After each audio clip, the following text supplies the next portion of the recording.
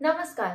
तुमचे जर कुरळे केस असतील तर त्याला नॉर्मल केसांसारखं ट्रीट करणं सोडून द्या, नाहीतर तुमचे केस अजून जास्त खराब होणार आहेत. तर कुरळ्या केसांची काळजी कशी घेतली पाहिजे, काय काय तुम्हाला प्रोडक्ट्स वापरले पाहिजेत ते मी तुम्हाला आजच्या व्हिडिओमध्ये सांगणार आहे. त्यामुळे कुरळ्या केसांची काळजी घ्यायची जर तुम्हाला माहीतच नसेल तर हा व्हिडिओ शेवटपर्यंत नक्की बघा. कुरळे केस नॅचरली ड्राय असतात, त्यामुळे तुम्ही नॉर्मल शॅम्पू वापरू नका. तुम्हाला फक्त कुरळ्या केसांचा जो शॅम्पू असतो, कर्ली हेअर शॅम्पू आणि कर्ली हेअर कंडिशनर हेच वापरायचे आहेत. मार्केटमध्ये भरपूर जास्त ब्रँड आहेत. तुम्ही कोणताही कर्ली हेअर कंडिशनर घेऊ शकता किंवा शॅम्पू घेऊ शकता. सल्फेट फ्री वाला घेऊ शकता, नाही सल्फेट वाला घेऊ शकता, पण सल्फेट फ्रीच घ्या, कारण सल्फेट वाल्याने तुमचे केस अजून जास्त ड्राय होणार आहेत. पण मार्केटमध्ये जे काही हे नॉर्मल शॅम्पूज मिळतात ते तुमच्या केसांसाठी नाही आहेत, हे लक्षात ठेवा. कारण कुरळ्या केसांसाठी वेगळा शॅम्पू लागतो. केस विंचरायला नेहमी मोठ्या दाताचा कंगवा वापरा, जेणेकरून तुमचे केस जास्त तुटणार नाहीत. लिव्ह इन कंडिशनर वापरा. ज्यांना केस असे झाडूसारखे झाले आहेत आणि तुम्हाला जर सॉफ्ट केस हवे असतील तर तुम्ही लिव्ह इन कंडिशनर आठवड्यातून 2 वेळा वापरू शकता. कुरळ्या केसांना ना कर्लिंग क्रीम मिळते, ती शॅम्पू केल्यानंतर लावा.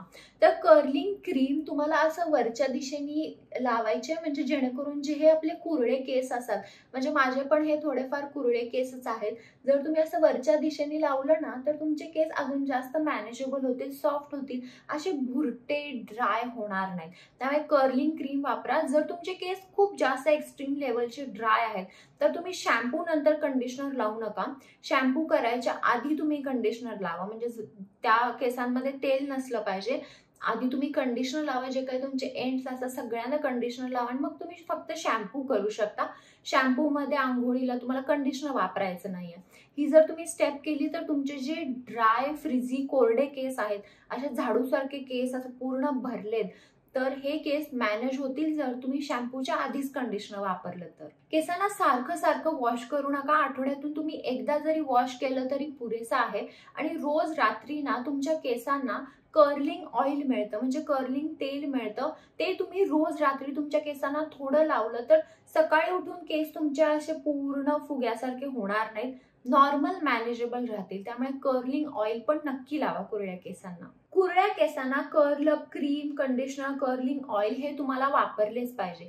बरेचदा असं होतं ना की कुरळे केस असतील की त्यांना ते नको असतात, कारण केस विंचरले जात नाहीत, केसात गुंता होतो आणि केस खूप जास्त ड्राय होतात, कारण तुम्ही केसांना योग्य प्रोडक्ट्स वापरतच नाही. जर तुम्ही केसांना प्रोडक्ट्सच वापरले नाही तर तुमचे कुरळे केस मॅनेजेबल राहणारच नाही, ते झाडू होणार, असे फ्रिझी होऊन बसणार. त्यामुळे जे काही तुम्ही प्रोडक्ट्स वापरता ते तुमच्या फक्त आणि फक्त कर्ली हेअर साठीच असतात, असेच प्रोडक्ट्स वापरा. तुम्ही सर्च करू शकता curly hair shampoo, curly hair conditioner, आणि ठराविकच ब्रँड आहे जे कर्ली हेअर शॅम्पू कंडिशनर बनवतात, त्यामुळे ते तुम्ही वापरू शकता. तर हा होता आजचा माझा व्हिडिओ कर्ली केसांबद्दल. जर तुमचेही कर्ली कुरळे केस असतील आणि तुम्हाला काही शंका असतील तुम्हाला कमेंट बॉक्समध्ये विचारू शकता.